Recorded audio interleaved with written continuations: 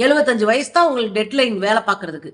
முடிஞ்சிருச்சுன்னா நீங்க மூட்டை முடிச்ச கட்டிக்கிட்டு வெளியேறிடணும். டன் கணக்குல போத மருந்து அதானி துறைமுகங்கள்ல பிடிக்கப்படும் போதும் கூட ஒரு ஈடு இல்ல, ஒரு கேஸ் இல்ல.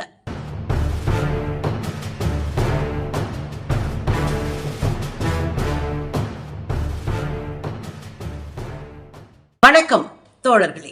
RSS மோடிக்கு ஆப்பு வச்சிருக்குங்க, டெட்லைன் விரிச்சிருக்கு. இவ்வளவுதான் நீ பிரதமரா இருந்தது, கிளம்பு கிளம்பு காத்து வரட்டும் அப்படின்னு கழுத்துல கத்தி நிக்குது. இப்போ மோடிக்கு என்ன நடந்துச்சு அப்படின்னா, நாக்பூர் RSS தலைநகரம் உங்களுக்கு நல்லா தெரியும். நாக்பூர்ல ஒரு புத்தக வெளியீட்டு விழால RSS தலைவரா இருக்கக்கூடிய மோகன் பகவத் பேசுறாரு. அவர் என்ன சொல்றாரு அப்படின்னா, நமக்கு 75 வயசு ஆயிருச்சு, எல்லாரும் பொன்னாடை போத்தி நமக்கு மரியாதை செலுத்துறாங்கன்னா என்ன அர்த்தம் தெரியுங்களா?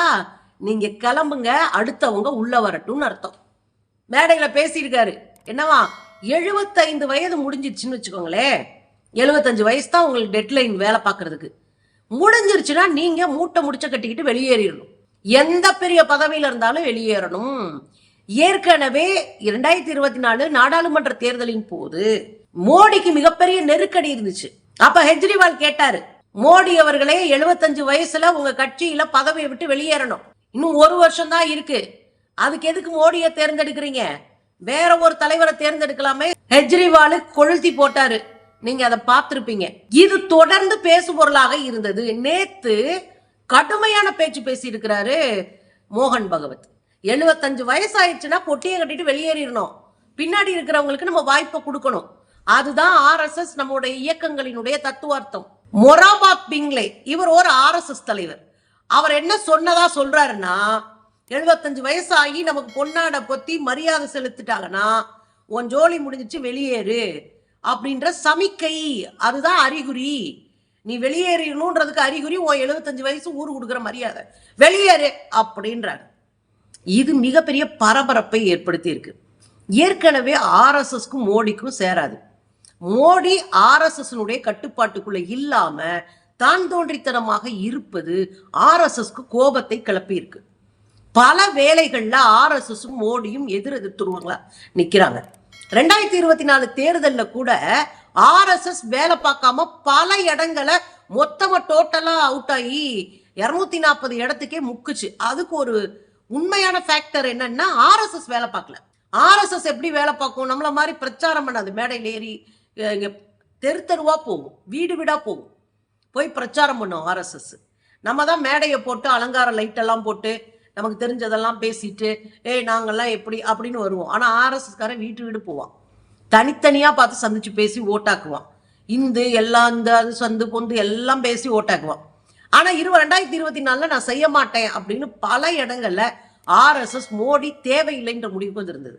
தோத்துறட்டும், அடுத்த எலெக்ஷன்ல நம்ம பார்த்துக்கலாம் நமக்கான ஆளை அப்படின்றதா RSS முடிவா இருந்தது.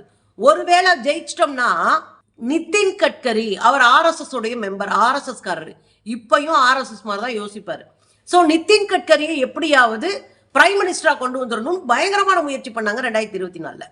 நிதின் கட்கரி பத்திரிகையாளர் கேட்கும்போது எனக்கு அப்படிலாம் இன்ட்ரெஸ்ட் இல்லைங்க அப்படின்னு போனாரை ஒழிய, பல முறை மேடைகள்ல நிதின் கட்கரி பிரதமரை நேரடியாவே தாக்கியிருக்காரு. வீட்டை கவனிக்க முடியாதவர் எப்படிங்க நாட்டை கவனிப்பாருலாம் பேசியிருக்காரு. உன்னால வீட்டையே கவனிக்க முடியல, ஒய்ஃபை விட்டுட்டு ஓடியான்ட்ட, நீ எப்படி நாட்டை கவனிப்ப? வீட்டை கவனிக்க முடியாதவன் நாட்டை கவனிக்க முடியாது. இன்னொன்னு, 15 லட்சம் போட்டு விடுறேன்னு சொன்னார்ல மோடி அவருடைய பேச்சுல பிரச்சாரத்துல. அப்ப 15 லட்சம் ரூபாய் போட்டு விடுறேன்னு சொன்னது ஏன்னு கேட்ட போது அதை உடைச்சவரை நிதின் கட்கரி தான். நாங்க சும்மா சொன்னாங்க, நாங்க ஆட்சிக்கு வருவோம் நாங்க நினைச்சு கூட பாக்கலங்க, சும்மா சொல்லி விட்டோம் 15 லட்சம் ரூபாய் போடுறோம் அப்படின்னு, ஜும்லா அப்படின்னு முத இந்த குட்டை போட்டு உடைச்சவரே நிதின் கட்கரி தான். அதே காலகட்டத்துல தான் RSSம் பல விஷயங்களை மூஞ்சிக்கு நேரம் பேசிட்டு இருந்தது. என்னவா, நெஞ்ச நிமித்திக்கிட்டு கர்வமா தலத்திமிரா அலைகிறது ஒரு RSS காரனுடைய வேலை இல்லை. மக்களோடு இணக்கமாக, மக்களோடு மக்களாக, எளிமையாக ஒரு தலைவனா இருக்கிறவன் தான் RSS காரன், RSS தொண்டை. நெஞ்ச நிமித்திக்கிட்டு நான் மட்டும்தான் அப்படின்னு சொல்றவன் ஒருபோதும் RSS காரன் இல்லை அப்படின்னு மோடிக்கு பயங்கரமாகவே வெளிப்படையாகவே அறிக்கை வெளியிட்டு இருக்காங்க, மேடையில பேசியிருக்காங்க. இந்த சூழல்ல தான் 75 வயசு நிறைவடைந்தால் வெளியேறணும். இதே மோகன் பகவத் இருக்கார்ல, அவருக்கு இந்த செப்டம்பர் 11 வர்ற செப்டம்பர் 11ஓட 75 வயசு மோகன் பகவத். அவர் சொல்ற, நான் விட்டுட்டு வெளியே போயிடுவேன், RSS விட்டு நான் வெளியே போயிடுவேன், எனக்கு அடுத்து இருக்கிறவங்க பதவிக்கு வாங்க அப்படின்னு சொல்லுவேன் அப்படின்னு சொல்லிட்டு இருந்தாரு. இதுக்கு முன்னாடி இதே மோடி, முரளி மனோகர் ஜோஷி, ஜஸ்வந்த் சிங், அத்வானி இவங்களெல்லாம் 75 வயசு ஆயிருச்சுன்னு கட்டாயப்படுத்தி தள்ளி விட்டவரை மோடி தான். கட்டாயப்படுத்தி அரசியல்ல இருந்து வெளியே தள்ளி விட்டாங்க. இன்னைக்கு மோடிக்கு வந்துருச்சுல, செய்தவனுக்கு செய்த வினை. இன்னைக்கு மோடிக்கு ஆப்பு வந்துருச்சு. என்ன, வர செப்டம்பர் 17ஓட மோடிக்கு 75 வயசு முடியுது. எனக்கு என்ன கவலைன்னா, பல திருடர்கள், கொள்ளைக்காரர்கள், கொலைகாரர்கள்லாம் செப்டம்பர்ல பிறந்திருக்காங்க பாருங்க. பெரியாரும் அண்ணாவும் பிறந்த செப்டம்பர் மாசம். நான் கூட செப்டம்பர் மாசம் தான். எனக்கு ரொம்ப கடுப்பா இருக்கும் செப்டம்பர் மாசத்துல இந்த கும்பல்லாம் பிறந்ததை பார்த்தா. சரி, அது நம்ம கவலை. இதுங்களுக்கு என்ன ஆகி போச்சு அப்படின்னா, 17 வயசுல அத பதவியை விட்டு வெளியேற வேண்டிய கட்டாயம் இருக்குன்றத பலரும் பேச ஆரம்பிச்சிட்டாங்க. நேத்து காங்கிரஸ் வச்சு உடன்னு உடைச்சுது, இன்னும் சிவசேனா வச்சு உடன்னு உடைச்சுது. இங்க மோடிக்கு புலி கரைக்க ஆரம்பிச்சிருச்சு. ஐயோ அப்படின்னு. ஏன்னா மோடியை வச்சுதான் இந்தியாக்குள்ள பெருமுதலாளிகள் ஆட்டம் போட்டாங்க. பெருமுதலாளிகளுக்கு ஒண்ணுன்னா மோடி உயிரை விட்டுருவாரு. அதுவும் குறிப்பா அதானி அம்பானி அப்படின்னா மோடி கால் நிலத்துல நிக்காது, அந்த ஆட்டம் போடுவாரு. அதானி மேல அம்பானி மேல அவ்வளோ பெரிய பழிகள் வந்த போதும், அதானி மேல எல்லாம் பக்கம் பக்கமா ஊழல் குற்றச்சாட்டு இருக்கும் போதும் ஒரு கேஸ் இல்ல, ஒரு ஈடி ரைடு இல்ல. டன் கணக்குல போத மருந்து அதானி துறைமுகங்கள்ல பிடிக்கப்படும் போதும் கூட ஒரு ஈடு இல்ல, ஒரு கேஸ் இல்ல. இதே விஷயத்த நீங்க பாத்தீங்கன்னா ஏன் இப்படி இருக்காரு? 25 லட்சம் கோடி பெருமுதலாளிகளுக்காக மொத்தமா வாராக்கடன் சொல்லி தள்ளுபடி பண்ணியிருக்காங்க. 25 லட்சம் கோடி. புரியுதுங்களா? ஒரு நாட்டுல பல ஆண்டுகளுக்கு பட்ஜெட்டே போட்டுடலாம், அவ்வளோ கோடி தள்ளுபடி பண்ணியிருக்காங்க பணக்காரங்களுக்காக. நம்ம விவசாயிகளுக்கு 30,000, 20,000, 5,000 தள்ளுபடி பண்ணா மாநில அரசு தள்ளுபடி பண்ணும், நாங்க பண்ண முடியாது அப்படின்னு சொன்னவர் தான் இந்த மோடி. இப்போ புரியுதுங்களா? இவர் இல்லாட்டினா இந்த பணக்காரன் பூரா செத்துருவான். அதுவும் குறிப்பாக குஜராத்திஸ் செத்துருவானுங்க. ஏன்னா ஒட்டுமொத்த இந்தியாவினுடைய எல்லா வளங்களையும் கொள்ளையடிச்சு குவிச்சுக்கிட்டு இருக்கிறது குஜராத்திஸ். அவங்களுக்கு உட்கார்ந்து சப்போர்ட் பண்ணிட்டு இருக்கிறது மோடி குரூப், மோடி அமித்ஷா குரூப். அப்ப இதுக்கு ஆப்பு வந்துட போகுதுன்ற பயமும் இன்னொரு பக்கம் இருக்கு. ஏன்னா மோடியை கொண்டு வந்ததே முதலாளிகள் தான். த வைப்ரண்ட் குஜராத் முதலீட்டாளர்கள் மாநாடு, அந்த மாநாட்டு வழியே தான் மோடியே பிரதமர் ஆகிற ஆசையை கிளப்பி விட்டு பணத்தை அள்ளி எறிஞ்சு டெல்லியில ஒரு கூட்டம் போட்டு நீங்க எனக்கு செய்யுங்க, நான் உங்களுக்கு செய்வேன் ஒப்பந்தத்துக்கு அதுக்கு பிறகு 10-11 வருடங்களாக பெருமுதலாளிகளை தவிர யாரையும் திரும்பி பார்க்காத மோடி அப்படின்றத பாக்குறோம். இப்ப என்ன சிக்கல் அப்படின்னா, மோடிக்கு இவங்களெல்லாம் வரலன்னா, ஒருவேளை மோடி போயிட்டாருன்னா இவங்களுக்கெல்லாம் நெருக்கடி வந்துடும். அப்ப என்ன செய்யணும்? ரெண்டே ஆப்ஷன் தான் மோடிக்கு, ரெண்டே ஆப்ஷன் தான். ஒண்ணு, தனக்கான ஒருத்தரை தலைவராக்கி, அதாவது பாஜக தலைவராக்கி தனக்கான ஒரு டம்மி பீஸ தலைவராக்கி தொடருவது, பார்லிமெண்ட்ல பிரைம் மினிஸ்டரா தொடருவது. இன்னொரு ஆப்ஷன் இருக்கு, பிரைம் மினிஸ்டராவே தனக்கான ஆளை கொண்டு வந்துட்டு நிழல் பிரதமராக இருப்பது. இந்த ரெண்டே ஆப்ஷன் தான், வேற வழியே கிடையாது. 75 வயசுல மிகப்பெரிய அளவுல எல்லாரும் வெளியேற்றப்பட்டிருக்கார்கள். மோடியே பலரை வெளியேற்றிருக்காரு. இந்த சூழ்நிலையில தான் காங்கிரஸ் கேக்குது.